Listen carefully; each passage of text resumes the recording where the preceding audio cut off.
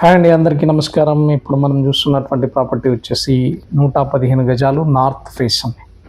So ఇది మనకి location ప్రతాప సింగారం దగ్గర ఉందండి.